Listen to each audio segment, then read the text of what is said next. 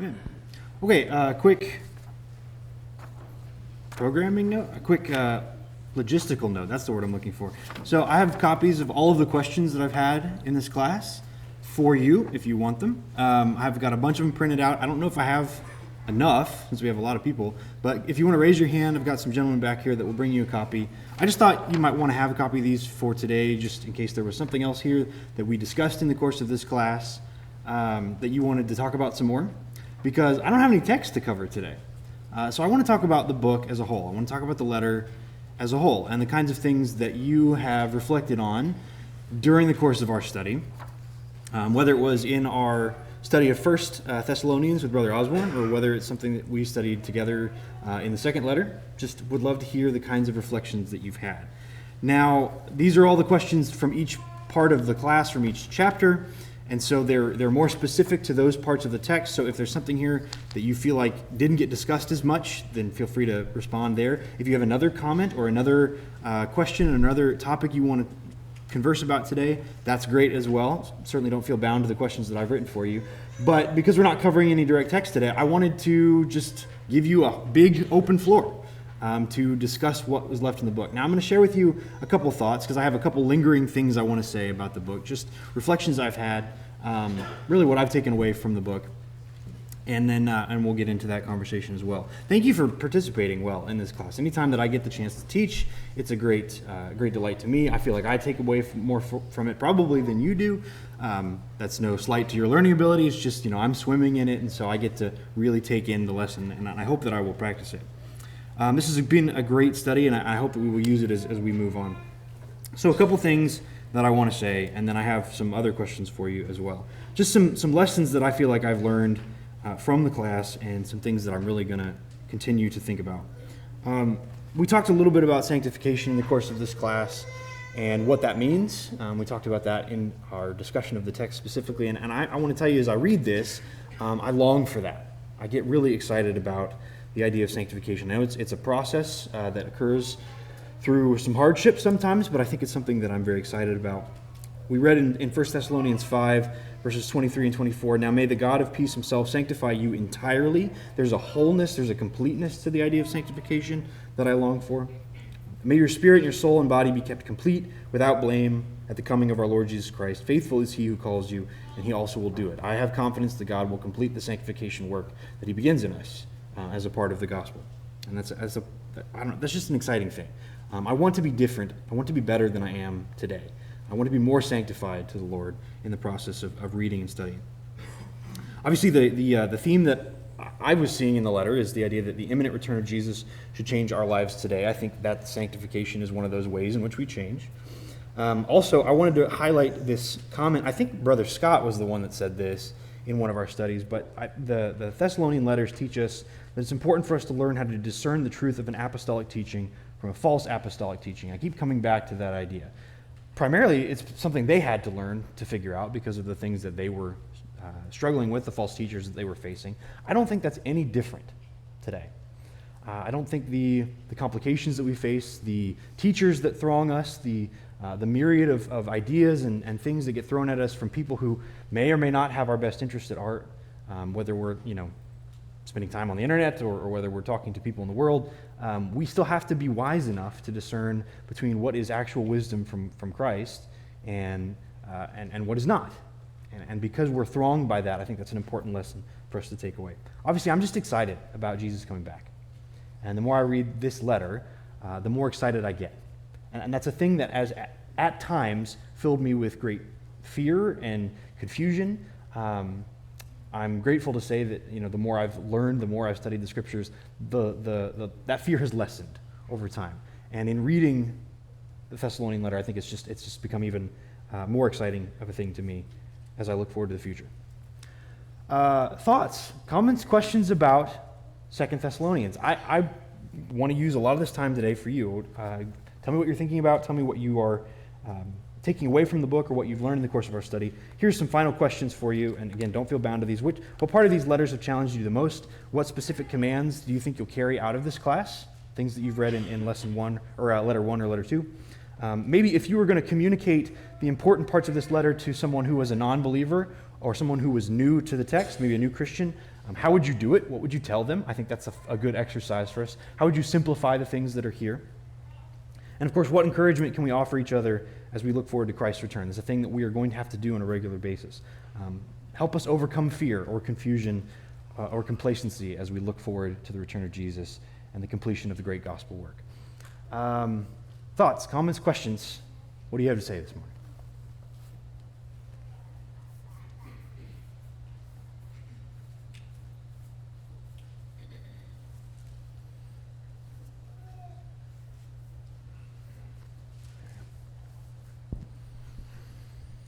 There's a lot of call in this letter for people in the church to be involved in each other's lives. There are things like stand firm, encourage, and pray, and teach. We need to be involved in the lives of people in the church and to take those steps. It's very easy for us to say, well, I'm just going to stay out of your business. It's very easy for us to get so wrapped up in our own business that we don't have any external dealings with other people's lives at all, or maybe just on a superficial or shallow level. And there's an encouragement here in 2 Thessalonians for the church to be closer knit than that, for us to have closer bonds than that, and for us to, in a call for action based on those bonds. It's not enough just to connect with people, but that connection should lead to action on our part, where we're involved in the lives of the people that we love and care about. Yeah, I think that's a good takeaway, particularly from some of the parts at the end of chapter 3, right, where you're talking about encouraging the idle and looking after our brothers who are living in disorderly, chaotic ways. Obviously, we want to be involved in people's lives when they're not chaotic or disorderly too. We want both. But if we don't know and love our brothers and sisters, then when their lives get out of order, when they become the idle or the weak that is talked about in 1 Thessalonians, then we're not going to know, right? And we're not going to know the ways to help them because the ways that we help each other are going to be tailored or need to be tailored to individual needs, right? If I know that Jacob has problem X, then I can't help him by just guessing at what the solution is going to be. I need to know him intimately in order to work that out. Good. What else?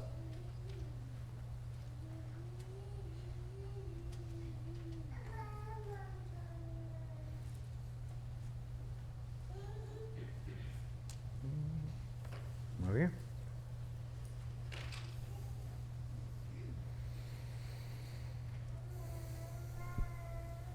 I'm thinking about your second question. How would I tell someone who is not a Christian what this letter is about? It's a very internal letter, like both 1st and 2nd Thessalonians. They're not really thoughtful about how we approach the world or evangelism, that sort of thing. Instead, it's kind of getting our house in order. And so I think, for example, the two lessons that really stick out to me the most are from 1 Thessalonians 4, the idea of personal bodily discipline. This is the will of God, your sanctification. Particularly, you can control your own body in holiness and honor. And then the repeated emphasis on working and taking care of your own business in chapter 4 of 1 Thessalonians and then in chapter 3 of 2 Thessalonians. So if I was going to tell an unbeliever about that, I would say this is what Christians are. Christians are people who are in control of themselves and are on the path toward personal self-discipline because of what Jesus has done for us. And we're also a people who work to provide for ourselves and for others, to share with others.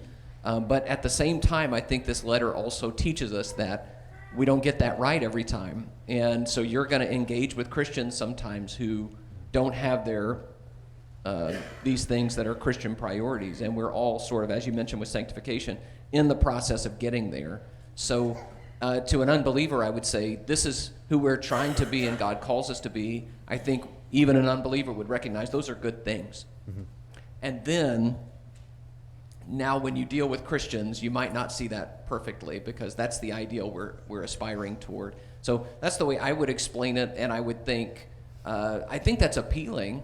But again, I think if you look at a group of Christians, and yeah, we're striving toward it, but nobody's really doing it, then at some point you lose the plot, and people will say, well, I don't care what your book says, you're not like that. And so I think there is in that the call for us to become who we should be. So those are my thoughts on it. Yeah, unfortunately, there are going to be people we meet who will have a certain expectation of what a church is. They will expect us to be, for better or for worse, perfect people, everything together, intelligent, thoughtful, never messing up, and if that's what they want from us, and then they come be a part of us and find that we're broken, because we are, that might be disappointing. Or they might, angrily and sort of like in an accusatory way expect us to be the kind of righteous people that we're supposed to be, quote unquote, and then point us out saying, oh, you're not that, right? Why would I ever want to be a part of you? People will find any reason to sort of poke at the church and do those kinds of things. I think to someone who is earnest and honest, someone who is desiring to improve their walk with the Lord will understand that Christians sometimes aren't the way they need to be. And if this is a way that we can show members of the world, okay, we have things to work on, we have things to improve in, especially in regards to caring for one another or following the commands of God, because we don't always do that right either, then showing that level of vulnerability can be a good thing. Hopefully you won't run into people who want to use that as a club to beat you over the head with, but you will. That's just the way things are. I think this is I think really all the epistles are good tools for showing that Christians frequently are people who have just as many problems as the world do, and we need to work those things out. And that aspiration, that goal is ideally what sets us apart, right? We're striving to be like Jesus, whereas people outside of the church are presumably not trying to do that. Good. Other thoughts?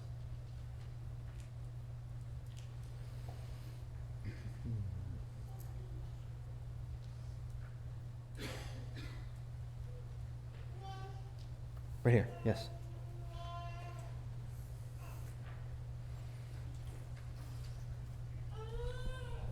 Thinking about your third question on encouragement we can offer each other, what we need to overcome the fear and confusion that we see. And I think one of the largest confusions and fears that we have as Christians is the am I saved, right? Am I in a saved state? Can I be sure of my salvation? Especially when thinking about the return of Christ. And so I think one of the encouragements that we really should push to each other often is that fact that we can know that we are saved. That based on what we have written and recorded for us, that we can be sure of our salvation, we can help each other have a more sure knowledge of that, right? Because that gives you such a greater peace, such a greater, you lose that confusion, you lose that fear of, I don't know what state I'm in. Mm-hmm. And so helping each other to know that, helping each other to grow towards a more sure knowledge of salvation is great encouragement. Yeah, I think it's natural, right? The idea of judgment is a fearful thing. It is a horrifying thing. And when you picture yourself on the wrong end of that judgment, I think it's natural that we're going to be afraid of that. The fact that they were relatively new Christians is what we're assuming. They had that fear, I think, shows that they were really attentive to Paul's teaching and Paul's encouragement. Remember what I told you. Giving them some level of confidence, I think, was an exciting thing. I mean, we see a lot of the epistle writers do similar things to that. I think of the way that 1 John is written, that I write these things to you, little children, that you might not sin. I want you to know about this stuff. So, God isn't interested in confusing us. His teachings are not designed to put us in these states of confusion or wafting back and forth between whether or not we think we're saved or not. There is supposed to be a level of confidence to us. And yet when we understand the severity of judgment, I think, again, it is natural for us to fall into patterns of thinking where we can be fearful. Looking at the confidence that Paul gives the Thessalonians is an exciting thing. And I hope we will remind each other of those things as well. There is a definitive salvation that is offered to us in the sacrifice of Christ, and if we choose to be a part of that, then we can have a level of confidence.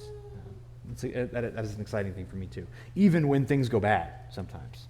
Even when we make mistakes along the way, when we, don't live the way we're supposed to, there are ways out of that life. There are ways over those mistakes. Good. What else?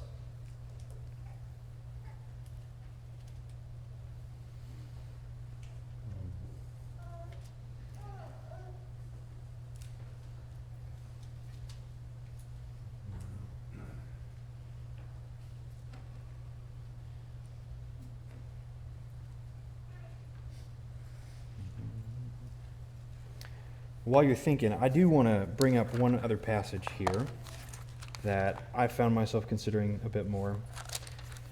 Some of us were even having a conversation about this yesterday. Let's see. I'm going to go to 2 Thessalonians 3.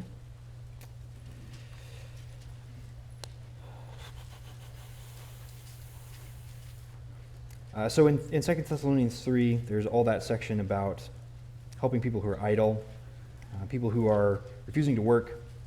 And then he ends that section before he gets to his greeting or his departing notes.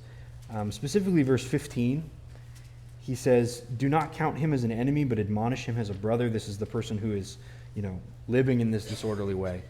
There's probably an entire series of classes that I could teach, or maybe there's an entire series of classes that we could have about that one idea. Do not count him as an enemy, but admonish him as a brother. This is a command, I think, for me that's really tough. I don't know how to walk this path very well, and I may have even talked about this a little bit, but I've thought about it some more. There's there are these pervading ideas in our culture, and maybe you've run up against them. There's just a lot of hostility. There's a lot of battle line drawing between ideological camps. Whether it's a political conversation or between men and women. You know what I'm talking about. And I think this is a difficult thing for us to do, but I think it's really important for us to figure out how to do it, how to count those amongst our number, not as enemies, but admonish them as brothers. We will meet people in our families, in our friends, in our church groups that will imbibe some of that hostility, whether through personal choice, right, choosing to live a life that is sinful, or as a result of being mistreated. Right? Sometimes people will be mistreated in church situations. They'll then turn that hurt into, an argument, a fight, an opposition of some kind. How we manage our relationships with those people matters a whole lot. And I think it is possible for us to, in some sense, do everything correctly, right? To treat people as loving, as kindly, as understanding as possible, and still be rejected. And that's rough. That's tough stuff. I don't want us to get tired of doing that. I don't want us to grow tired in loving one another and loving each other, even in the face of those hostilities. We will meet people that will push us away at arm's length, and that shouldn't stop us from loving one another, from regarding one another as brothers and sisters. Is that making sense? I hope that makes sense to you. I found myself considering this thought quite a bit. And I know that it's tough. I know it's been hard for me. I imagine it's been hard for you in the situations that you have had as well. I think that matters a lot. I hate to see people pushed away from us. I hate to see folks either leave our midst, which we've had happen here, or choose to leave as a result of some conflict they've had. We need to be thinking about that very intently, counting one another as brothers, admonishing people as brothers, and finding the most loving, gentling, Christ-like ways to do that. Does anybody have thoughts about that, comments about that? I hope I'm not being too vague in what I'm saying. I think I'm being clear. Yes, over here, Aaron. Thanks, Tyler. I find 2 Thessalonians chapter 1, 4 through 12 to be something that has kind of helped me there, but it was something that was impactful for me when we were studying this, and it's the legal scene. And if we've seen, some of those legal shows, and there's a situation where the evidence isn't clear for either party, and, there's a weariness involved with litigation and all of the legal, and then all of a sudden something happens where the evidence is clear. Now, the evidence is very clear, the win is assured for one party, and now it's just going through due process. And so, in this case, anytime, our kindness or our grace is ignored or taken advantage of, rather than getting discouraged and losing steam to continue doing good, it's an opportunity to continue doing good and recognize that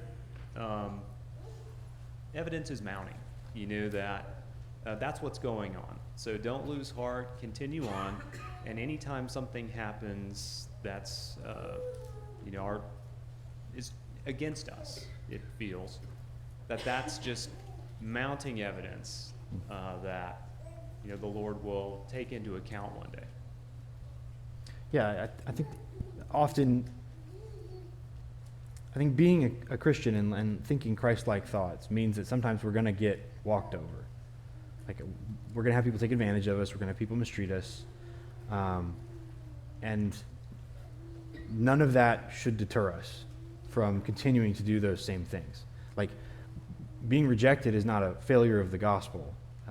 When someone rejects you, maybe there's something more specific to that. Maybe there's some behavior that we can improve. I think it's fair to take unfair criticism and then try and improve from it. But the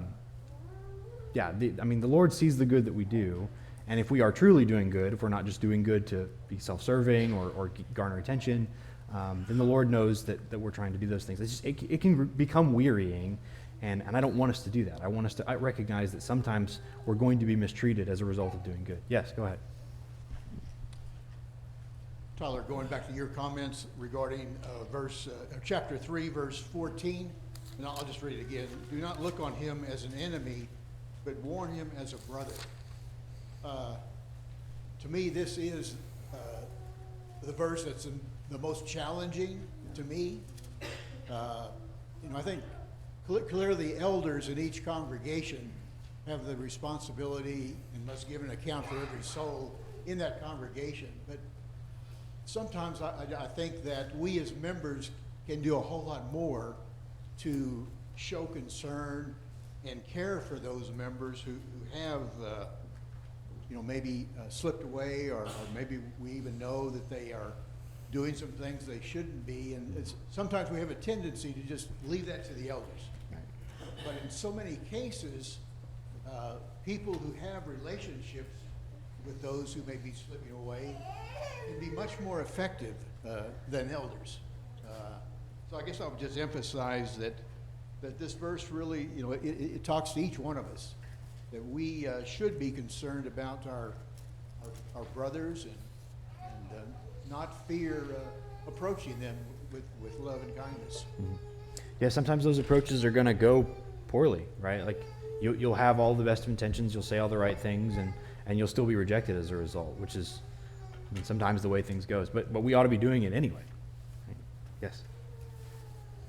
Continuing this line of thought, like you, I find it very challenging to balance this, knowing that God has enemies, and he states as such. Otherwise, he would not take vengeance at a certain point. And yet, we are told to pray for those who persecute us, to bless those who curse us, to deal in loving kindness, all the while knowing that God has told us he has enemies. But yet we have to remember God has also said that vengeance is mine. It's on God's end of the stick to whittle on. He understands how he will enact justice and mercy in ways that we just can't fathom, at least not fully comprehend. It's tough because I might want to see that justice enacted sooner or in ways that I would see fit, but having to remember that only God can see that complete picture. Yeah, and I'm glad he does, right? I'm glad someone can understand more at the top of the table than I can. Good. Yes, Aaron.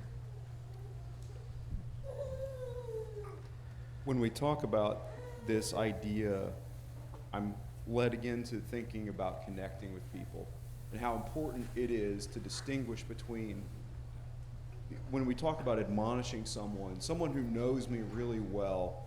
If I'm worn out, I feel like I can't go, do one more thing, or maybe run one more block.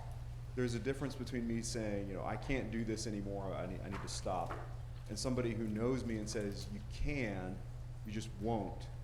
That hits differently from somebody who has run with me before versus someone who is just looking at it from the outside and it says, well, and it hits differently for you too, in the way you take it. From somebody who's outside of that, it just sounds like words that they're saying. But from somebody who knows you, it says it's encouragement. It's, I know you can because I've seen you do this before, and you're faltering now. And so I have so many examples of how that works in real life that it's hard to pick just one, but I can think of years ago when I know someone who, they were dating a young lady, and it was not a situation that he couldn't see what was going on, and people around him were encouraging him that maybe this wasn't a great relationship for him to be in. And he finally said, he broke it off, and I asked him what convinced him to do that, and he said, well, you've never said anything like that to me before, but you know me, and I realized how important it was that you had taken the time to say something about it. So that kind of admonishment means something from people who are close to you, more so than it does from people who are just window shopping, I guess you could say. So it reemphasizes the importance of being involved and connecting with the people who are in your church, because they are your family. They are your brothers and sisters, even more so than flesh and blood. Yeah, if Hannah has a critique of me, it hurts a lot more than anything you jokers might say. This is true. Yeah, no, we should know one another. We should be intimately aware of the things going on in each other's lives, and if we are able to help one another through those sometimes cutting critiques, I think we're going to be better off for it. Good. Anybody else?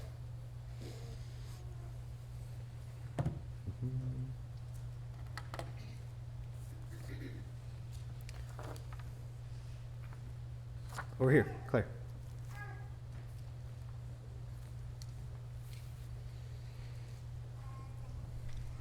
At the end of 1 Thessalonians, there's this call for us to pray without ceasing and to give thanks in everything.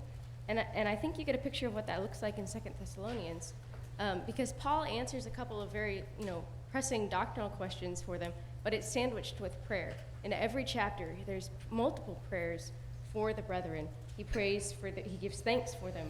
He gives thanks for their faith, for their love, for their growth. He prays that the name of Christ will be glorified in them. He prays that they will be established, that they will be comforted, that they will be directed, that they will have peace. But he also encourages them to pray for him and for the gospel. And I think when you look at 2 Thessalonians and when you see that God is faithful and that the promise of Christ's coming is sure, that's what really encourages us to pray for each other, to give thanks for each other, and to continue in that. Yeah, I mean, Paul talks about prayer a lot in his letters, and there is a sense in which it's very cool how much he associates the church in Thessalonica with the work he's doing through the prayers that they're offering. I think that's a great lesson for us to take away. Like, we have a big part in each other's lives when we pray for one another. We have a big part in the gospel work that our preachers are doing when we pray for them, that our elders are doing. When you look at the list of the preachers back there that we support, when we are praying on their behalf, then there's a lot of participation that we have in the work they're doing. Yes. Rob.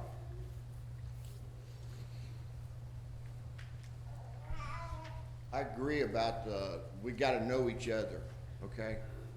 But I was taught years ago about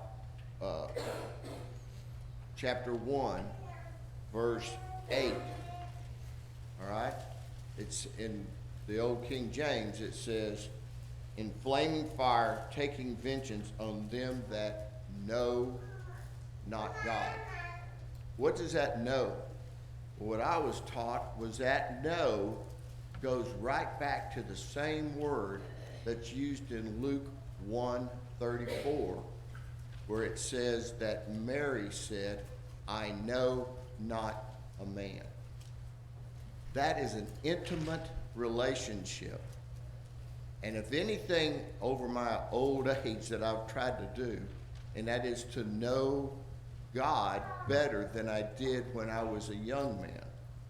Because those are, just because I show up here once a week or twice a week or even 3 times or 4 or 5 times means I have to know God.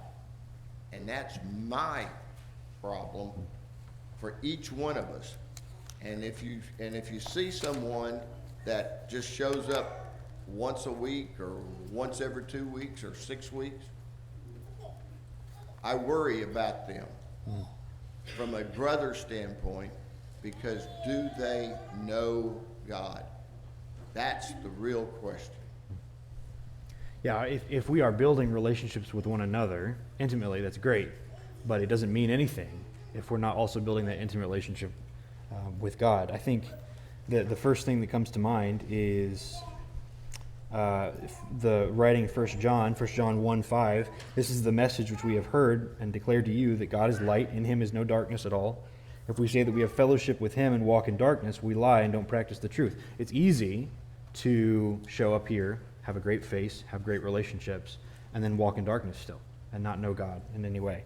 If we walk in the light as he is in the light and have fellowship with one another, and the blood of Jesus Christ, his son, cleanses us from all sin. And so in building fellowship with God, we build fellowship with each other. Those two things walk hand in hand. But you can't neglect the root of that relationship, which is a relationship with God that is intended to be intimate. Right? It has to be intimate. It has to be close. God knows the thoughts of your heart. He's going to know them one way or another. But how much more beautiful, how much stronger that relationship will be if you open your heart to him in prayer, in fellowship, and those things. So, yes, an excellent reminder for us. Thank you, Rob.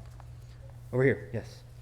I was thinking about, at the beginning, you were talking about you used to be more intimidated or fearful about the coming of Christ, and now through your study and through you building that relationship with God, you're so much more at peace with that, and you're excited about that. And I think there's something so hopeful about building that relationship with God, and there's so much in this book about God being a God who loves us and who fills us with comfort and good hope. And in chapter 3, it talks about the Lord is faithful, and he will establish you and guard you against the evil one. And then in verse 5, may the Lord direct your hearts to the love of God and to the steadfastness of Christ. And then in the end, now may the Lord of peace Lord of peace himself give you peace at all times in every way. And I just think that if people are uncertain or they're feeling, unsteady or unfocused, doubtful about things, that if we can persevere and help one another persevere through those things, they're not bad things, but that God wants us to land in peace and hope and joy, and he's a God of hope. And so just recognizing that also that's not something that we just have to work harder at, that if I read more, if I try harder, that's not what he's trying to say. I think he's saying, draw near to me and I will establish you. I will be faithful in that if you are faithful in coming to me. And so I think that's something that I'll be taking away, and I think that I'm thoughtful about. Yeah, those are gifts that are on offer from the Lord, right? He's got a basket of goods to give you, full of peace and joy, and those are very exciting things. That's a selling point, right? Even though maybe it takes some time to see the fruits of those things. Yes, Mr. Weatherford. Just kind of thinking along the same topic that we've been talking about. I believe early on, or at some point a week or two ago, we talked about a military term being out of step, and I know I shared with you a story. Having been in the military, the idea of like being in a formation, and when the whole company is marching together, if you have just one single person that becomes out of step, it throws the entire formation off. And that's a pretty powerful word picture that we have in the scriptures. The other corresponding word picture that we have is the body, and every part of the body has a very intimate responsibility, even down to the pinky toe, if you will. So, it's interesting to me that in verse 14 there, it talks about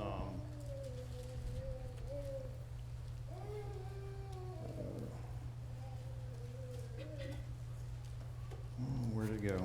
Which chapter? Yep, hold on. 3. I got to go to the 2 Thessalonians, though. Do not associate is how the NIV interprets that. And honestly, I think that's the exact inversion of what others have been talking about, the idea of fellowship. mutual participation with each other. And all that drives together that, we all are striving to the exact same thing, to Rob's point, to know Yahweh God, to know our Savior Jesus Christ, and to walk in step with them and with each other. Yep. Yeah, that has been a reflection I think I've had throughout the course of the class. There are a number of things that I'm called to do as a member of the body, and if I ignore my part of that, then it hurts everyone else around me, right? I don't want to be the idle or the chaotic or the disorderly person. I want to walk in step. That doesn't mean we will sometimes have disorderly people among us, and there's guidance here for how to help them. But we ought to be looking to ourselves first. Good. Was there a comment over here?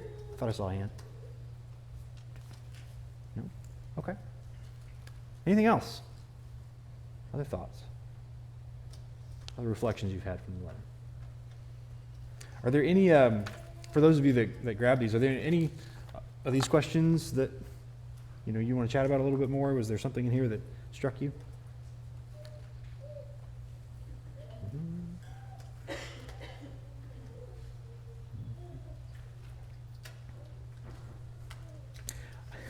I have a brief thing to say about this question under chapter 2.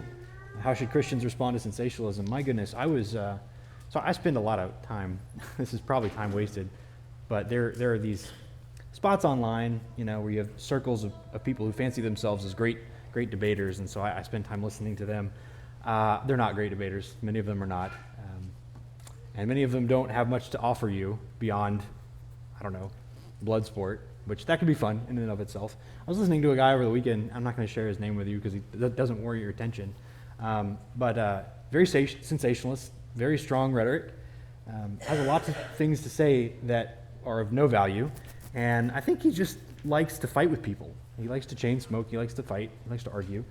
Proclaims to be a Christian. And it's a real big turnoff to hear him talk about how much he believes in Jesus. And yet the things coming out of his mouth are foul. He's argumentative. He's pugnacious. Don't get pulled in by those people when they claim to follow Jesus. They have nothing to offer you. And I'm going to say that especially to those of you over here on the younger side of the room. Some of us, as you experience more and more of this, as you see more things, you begin to realize that a lot of people don't have a lot to say, and they have a lot of bluster. Just don't fall for that trap. That's not the way Jesus talked. That's not the way he operated. They're going to try to convince you of things that sound real good on the surface, and the more you dig into them, the hollower they look. There's a lot of that in our culture. And I think part of what is being taught here when we talk about the man of lawlessness in chapter 2 is there are going to be people that bluster and bolster and puff their chest out and say a lot of things, and they're just empty inside. Don't be that way, number one, but don't fall into that trap either. Don't listen to them. Don't give them attention. Don't waste your time on YouTube like I do, right? Just a thought I've been having continually. Thoughts, comments? 5 minutes. Great. This went well. Anything else?